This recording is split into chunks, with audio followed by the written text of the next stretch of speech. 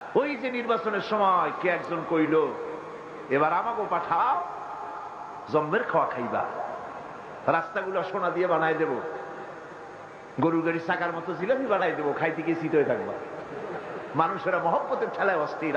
আরে মুসলমান, একটা শাড়িতে ভুলে যায়, একটা লুঙ্গিতে ভুলে যায়, 10টা টাকায় ভুলে যায়। আপনারা মনে কিছু নেবেন না তো? একটা ছাগলও তার দাম হয় 500 টাকা, 1000 টাকা, 2000 টাকা, কিন্তু নির্বাচনের সময় আল্লাহর বান্দাদের দাম যারা ভোট দিতে যায় এই ছাগলের চাইতে কমে যায়। 50 টাকা 100 টাকা বিক্রি হয়ে যায়। আপনারা কিছু মনে নিলেন না তো?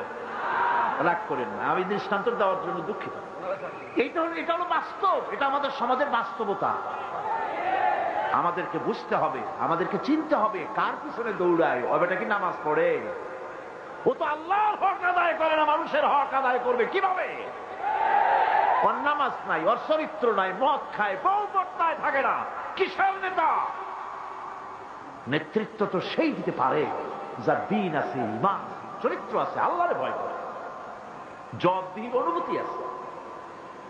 কি বলেন ঠিক কিনা?